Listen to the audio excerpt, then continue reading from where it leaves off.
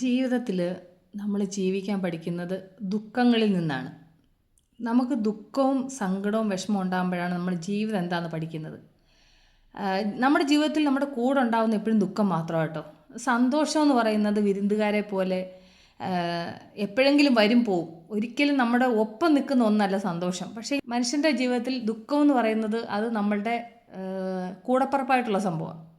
ഭൂമിയിൽ 1/4 ഭാഗം വെള്ളവും 1/4 ഭാഗമാണ് കരയെന്ന് പറയുന്നത്. അതേപോലെ ജീവിതത്തിൽ 1/4 ഭാഗവും ദുഃഖവും 1/4 ഭാഗവും സന്തോഷം നമ്മുടെ ജീവിതത്തിൽ ഉണ്ടാവാറുള്ളൂ.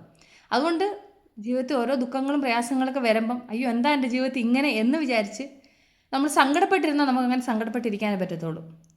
ഇത് ജീവിതത്തിൻ്റെ ഒരു ഭാഗമാണെന്ന് കരുതി മുന്നോട്ട് പോകാമെന്നുണ്ടെങ്കിൽ ജീവിതത്തിൽ നമുക്ക് എന്തിനെ നേരിടാൻ പറ്റും. നമ്മൾ കൂടുതലായിട്ട് തകർന്നു പോകുന്ന സമയം എപ്പോഴാണെന്നറിയാമോ? നമ്മൾ ഓരോരുത്തരെ അമിതമായിട്ട് വിശ്വസിക്കുകയും അമിതമായിട്ട് സ്നേഹിക്കുകയും ചെയ്യുമ്പോഴാണ്. അമിതമായിട്ട് സ്നേഹിക്കുകയും അമിതമായിട്ട് വിശ്വസിക്കുകയും ചെയ്യുമ്പോഴാണ് അവരിൽ നിന്ന് എന്തെങ്കിലും ഒരു വർത്തമാനമോ അവരിൽ നിന്ന് എന്തെങ്കിലും ഒരു പ്രവൃത്തി ഉണ്ടാകുന്ന സമയത്ത് നമുക്കതൊരിക്കലും മറക്കാൻ സാധിക്കാതെ നമ്മൾ അതിനെപ്പറ്റി മാത്രം ചിന്തിച്ച് നമ്മൾ സങ്കടപ്പെടുന്നു. പക്ഷേങ്കിൽ നമ്മളൊരു പരിധിക്ക് അപ്പുറത്തായിട്ട് നമ്മൾ ആരെയും കൂടുതൽ സ്നേഹിക്കാതെ ആരെയും കൂടുതൽ വിശ്വസിക്കാതെയും ജീവിച്ചാൽ നമുക്ക് എന്തിനെ നേരിടാൻ പറ്റും. പക്ഷേ ഇന്നത്തെ സാഹചര്യത്തിൽ നമ്മൾ അങ്ങനല്ല. ഒരാളെ നമ്മൾ വിശ്വസിക്കുകയും സ്നേഹിക്കുകയും ചെയ്ത് നമ്മൾ അമിതമായിട്ട് സ്നേഹിക്കും.